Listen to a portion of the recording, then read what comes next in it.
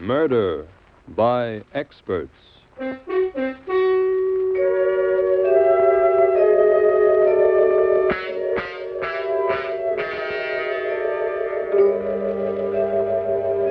Mutual Broadcasting System presents Murder by Experts, with your host and narrator, Mr. John Dixon Carr, world-famous mystery novelist whose books have been published in 17 languages, have sold over 10 million copies, and who is author of the recently published detective novel, Below Suspicion. Good evening. This is John Dixon Carr. Each week at this time, Murder by Experts brings you a story of crime and mystery which has been chosen for your approval by one of the world's leading detective writers. Tonight, our guest expert is the noted mystery novelist Frank Gruber. From the many thrillers he has read and enjoyed, Mr. Gruber has selected a tense and gripping story by George and Gertrude Fess. And now we present Larry Haynes in It's Luck That Counts.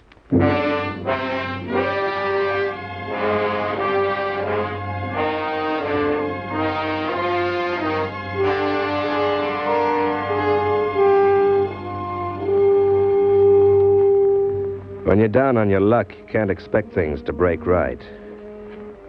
You see a dime lying on the street, you go to pick it up and get swiped by an auto.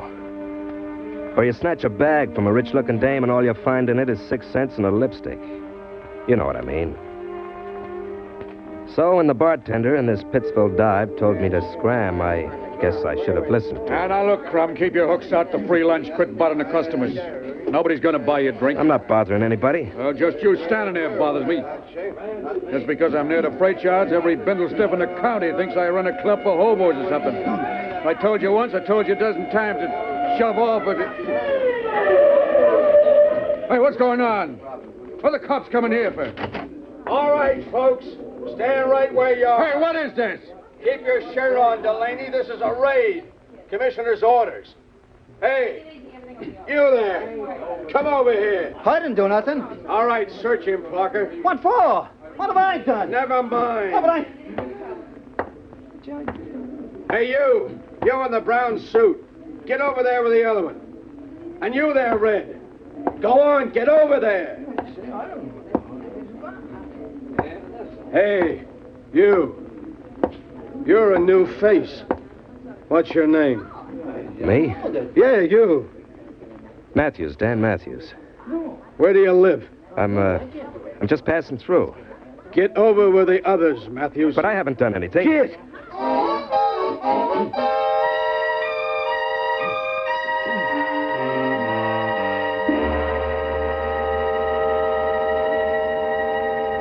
Here's the next one, Lieutenant. His name is Dan Matthews. All right, Dan. Now here's your chance to come clean. Why did you kill him? Kill? I didn't kill anybody. I swear I didn't. Suppose I told you were seen near the old lady's shack just about the time she was killed. What old lady? Sarah Grimes.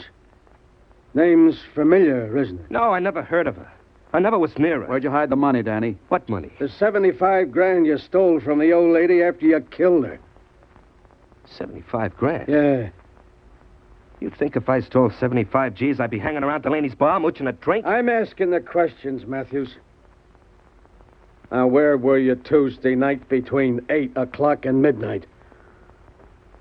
Well, if that's when it happened, that lets me out, Lieutenant. I was in Delaney's bar all that time. Ask him if you don't believe me. He'll tell you. Oh. All right, Matthews. If Delaney backs you up, that'll clear you. And you'll let me go? Oh, no. No matter what Delaney says, we're holding you for vagrancy. Vagrancy? Yeah. You're a big, good-looking guy, Matthews. Why haven't you got a job? Well, This city doesn't like bums, Matthews. Especially bums from out of town. We got enough of our own. Hey, Sergeant, take Matthews back to this cell and bring in the next one.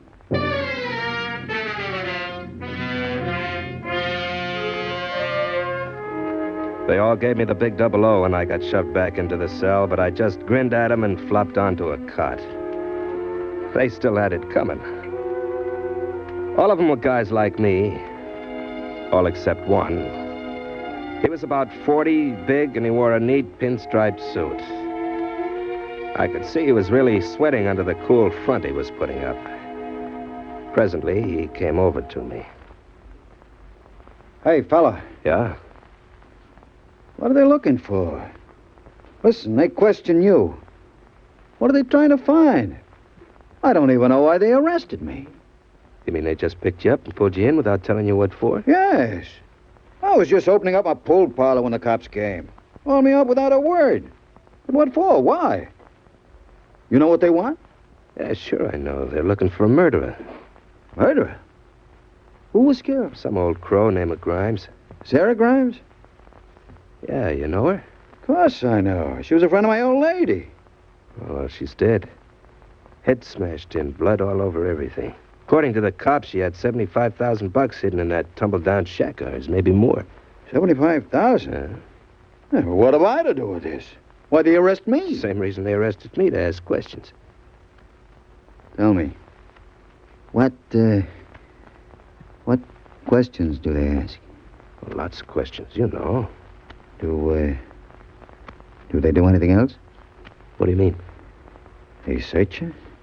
Examine your clothes? They didn't, but I decided to give the guy a ride. Yeah, sure. Sure, they go over you from head to foot. Examine your clothes under ultraviolet for blood stains, look into your cuffs, your shoes, socks, everything. Why? Nothing. Nothing. Listen, fella. Danny's the name, Danny Matthews. Danny, I'm Fred Bruno. You look like a nice guy. A guy I can trust. Sure, everybody can trust Danny. I want you to do me a favor. I'll be glad to, only I'm not getting out of here, so I can't call you lawyer. No, it's not that.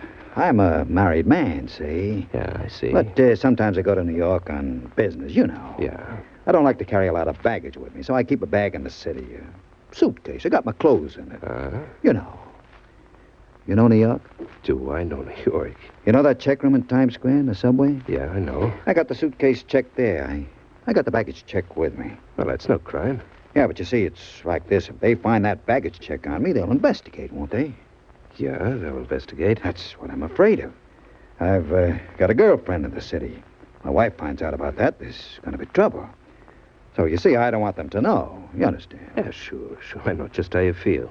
They're not going to search you again, No, they're not. would you? Sure, I'll hold it for you. Just give it here. I'll give you $10 for the favor. That's all I have on me. Thanks. I'll be glad to do it for you. You're a good guy, Danny. You give it to me when I come back. Well, maybe you're not coming back. Maybe they'll let you go. You needn't worry about that. I'll be around to pick it up. Okay. Whenever you want it, you can have it back again. That's fine. Here it is. Take care of it. Oh, sure. You haven't a thing to worry about.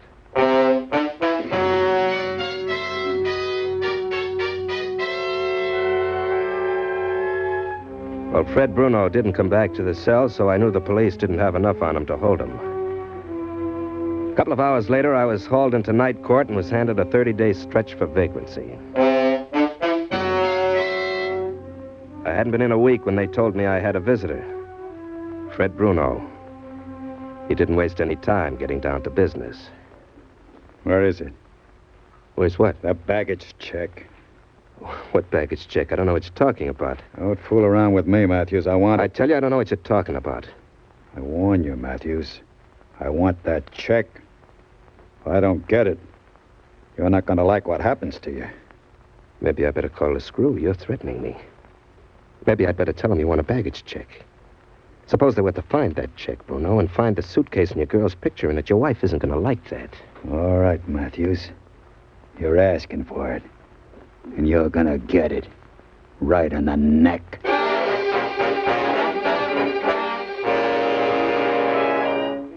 I knew then I had to do some planning. I wasn't letting that check slip through my fingers, not when for the first time in my life my luck was beginning to change. I ain't dumb. I knew it was in that suitcase. It was the 75 G's Bruno got when he knocked off his old lady friend. I knew I had to get that baggage check to a safe place. I got an envelope and a stamp and addressed it to Dan Andrews, care of General Delivery, New York. Then I got friendly with a Stu who was in for 10 days on a D&D charge. I gave him $10 to mail a letter for me when he got outside. I knew it was taking a chance, but what else could I do? Well, when my 30 days were up, I walked down the jailhouse steps expecting to find Fred Bruno waiting for me. He wasn't there. But that didn't mean he wasn't having me tailed. I walked down the street and then turned off toward the main highway out of town. As I hiked along, I kept thumbing cars. The fourth one slowed down and stopped. Would you like a lift? Oh, you bet. Oh, thanks. Thanks a lot. You're welcome. You going far? New York? You going that far? Oh, no, I'm not. Sorry. But I can take you about 20 miles on your way. Well, every little bit helps. Yes, I guess it does. She smiled at me. She was a luscious blonde with blue eyes that really set you back on your heels. She looked to be about 25, and there was class written all over her. I sat next to her, smelling that wonderful perfume and cursing my clothes and the luck that made us meet like this. You're not scared? Picking up a guy like me? I'm not dressed so well. Should I be scared? Oh, no. Well, I'm not. As a matter of fact, I didn't look at your clothes when I stopped for you. I looked at your face. Looked honest, huh? Not only that. Oh. Say, I sure wish you were going to New York. We could have a great time there. Could we? Well, you may think because I'm dressed like a tramp, I am a tramp. Broke, but that's where you're wrong. I've got lots of money waiting for me. Hmm? I'll have it just as soon as I get to the city. Yes, sir, I've got a steak there waiting for me, a big steak. That's nice. Somebody die and leave you a fortune? You might say that. Sure, you might say that. Well, I'm sorry I'm not going to New York. I'm on my way to my country place. I've got a little place near Gloucester. Oh? You, staying there all alone? Most of the time. Isn't it lonely? Well, yes, it might be a bit lonely. Yeah, well, look, I don't have to get to New York today. I could get in tomorrow or the day after. Are you angling for an invitation? Well, I just thought if you wanted company. I don't know. Well, I guess you could come to lunch, maybe, and stay for a swim. I could. Yeah, that's swell. Yes, I think it is, too. And since we'll be spending the afternoon together, I guess we better get to know each other's names. I'm Alice. I'm Danny Matthews. Glad to know you, Danny. You're not half as glad as I am, Alice.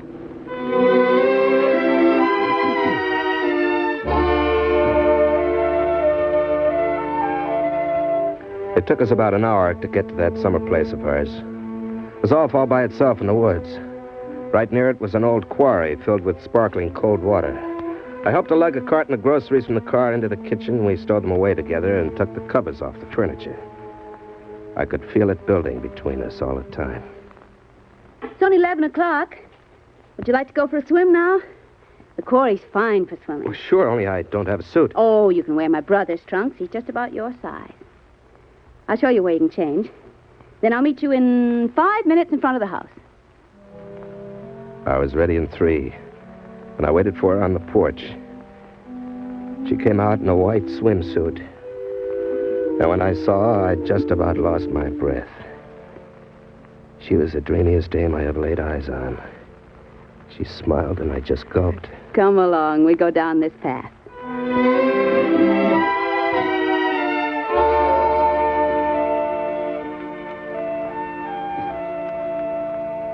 Do you swim well? It's very, very deep. Oh, like a fish. Come on, let's get in.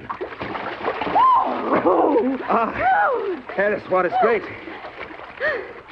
My goodness, you are a good swimmer. Oh, I was born near the East River. Can you dive? Oh, sure. Can you touch bottom? I don't know. How deep is it? 30 feet. Oh, wait till I get on the sledge. Now, watch me.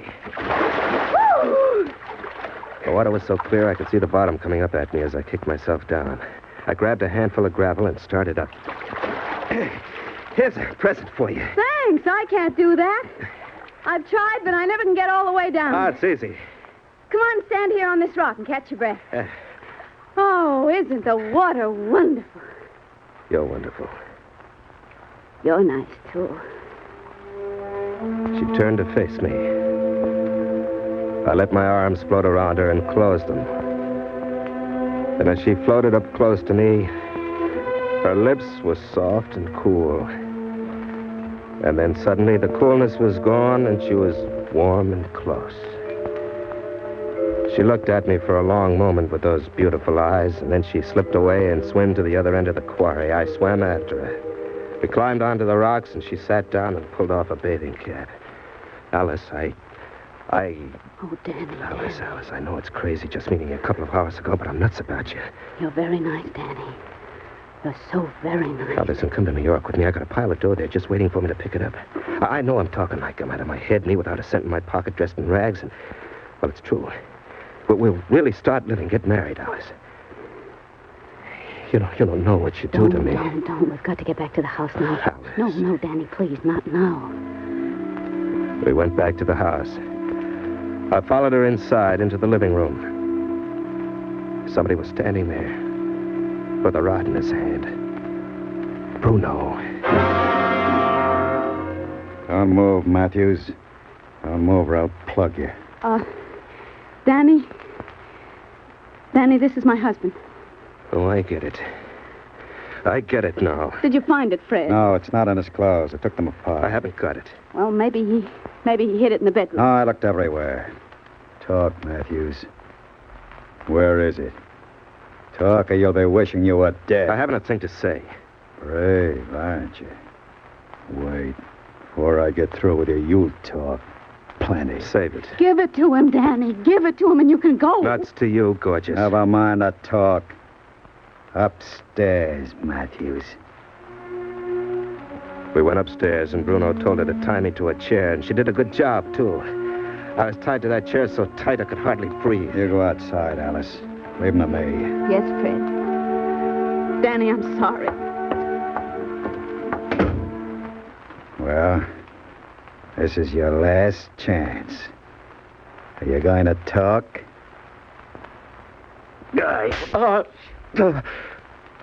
It's just the beginning.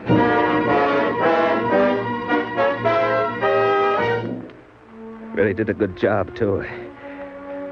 When he was through, I knew I'd been shellacked by an expert, but I didn't talk. I knew I'd be signing my own death warrant by spilling. He wouldn't kill me as long as he thought he could get me to sing. I was alone in the room, still tied to the chair. Downstairs, I could hear the two of them moving around, talking. I had to get my hands free. I pulled and jerked until the blood came. Then I passed out. Must have been hours later when I came to. It was dark and the house was quiet. I tried again to loosen my wrists, and I finally got my right hand free. Free, but almost useless. I rested, flexing my fingers. An hour passed, maybe more. I was picking at the knot that tied my left hand when the door quietly opened. The room was as dark as the inside of a camera, but I knew who it was. I'd know the smell of that perfume anywhere.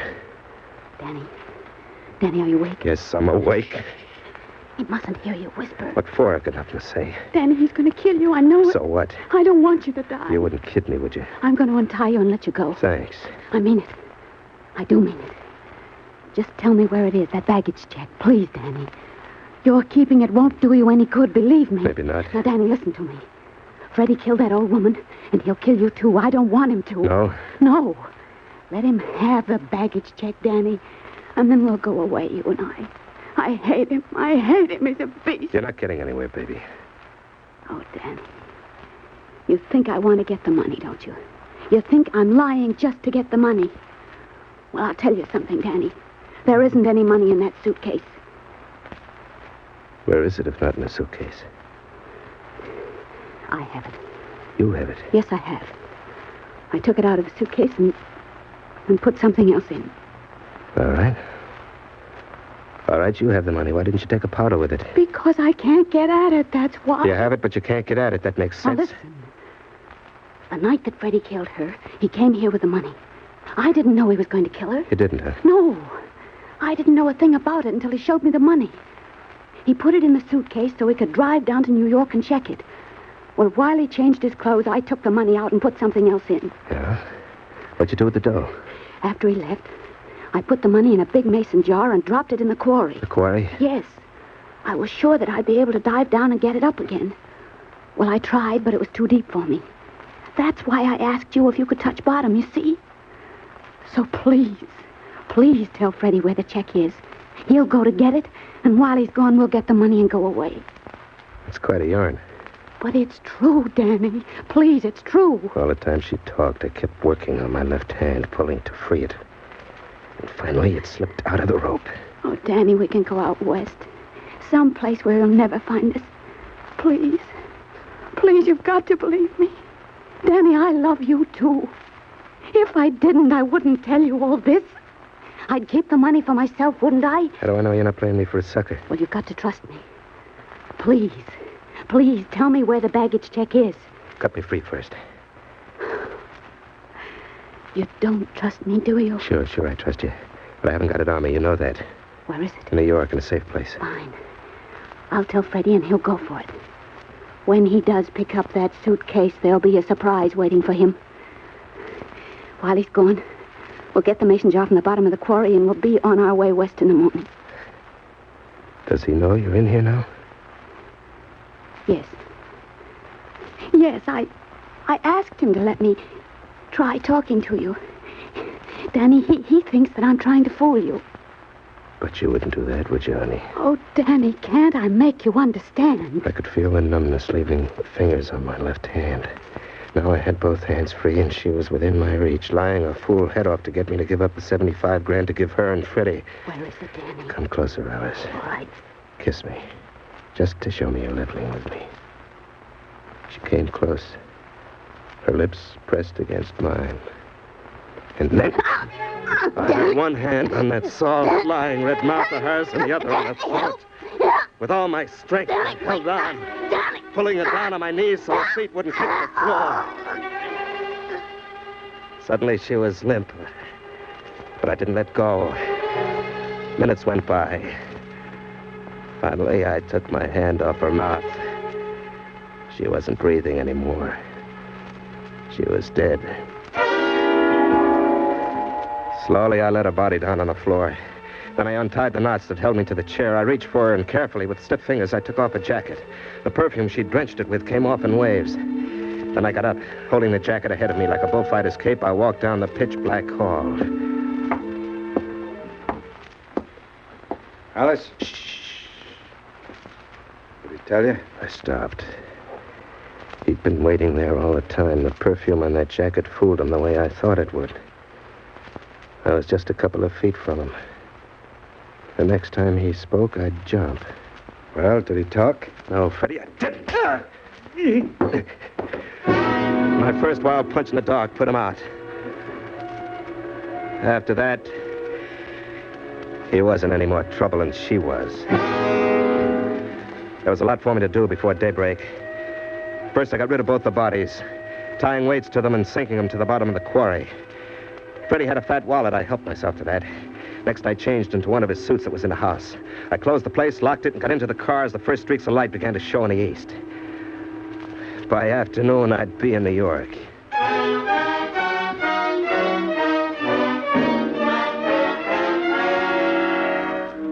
When I reached New York, I got a shave and a haircut and had some lunch.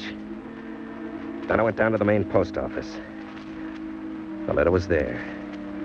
And in 10 minutes, I was at the Times Square subway station with the baggage check in my hand. Here you are.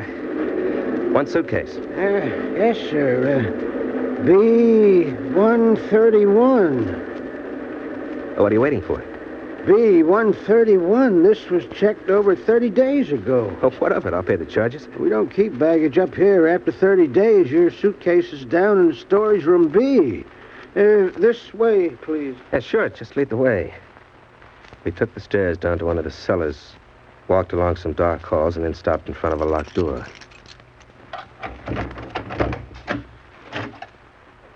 It's in one of the bins down this way. Here we are. B-131. This it? Yeah, looks like it. Okay, take it. Right. Oh, here, bud. This is for your trouble. No thanks. Come on, buy yourself a drink. No, I don't want it. All right, suit yourself. Let's go. As we walked back to the door, I wondered why the guy should refuse a tip. When we got to the door, I found out. He opened it, and I walked out right into the arms of a big guy in a brown suit. He grabbed my wrists, and before I knew what was happening, he had a pair of bracelets. All right, Matthews, you're under arrest. Arrest? What for? For the murder of Sarah Grimes in Pittsville, Massachusetts. I didn't kill that old lady. Save it, brother. You can do all your talking down at headquarters.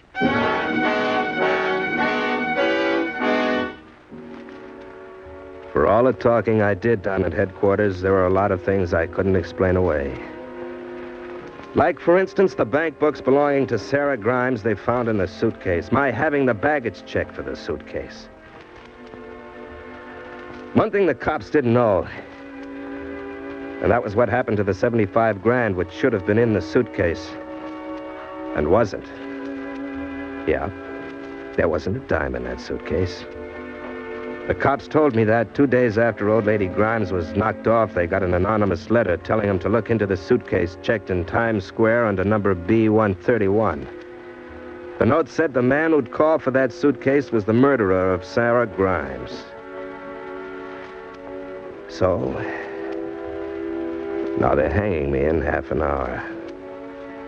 Yeah, I'm getting the surprise that was meant for Fred Bruno.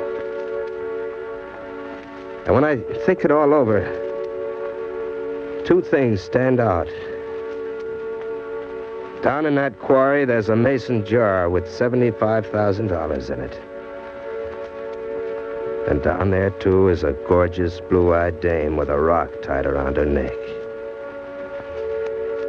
See what I mean by the brakes going against you? I could have had them both. Yep. I could have had them both.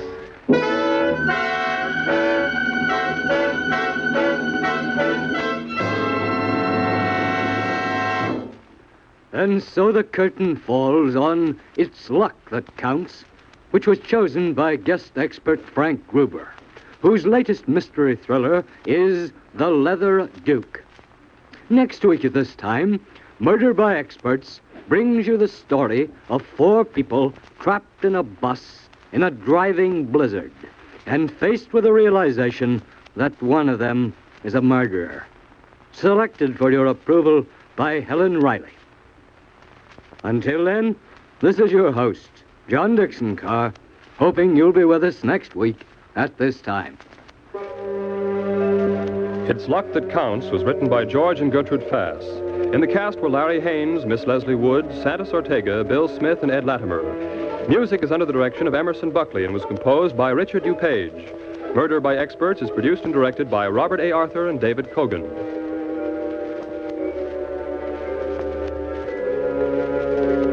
All characters in our story were fictitious, and any resemblance to the names of actual persons was purely coincidental. This is Jack Farron speaking.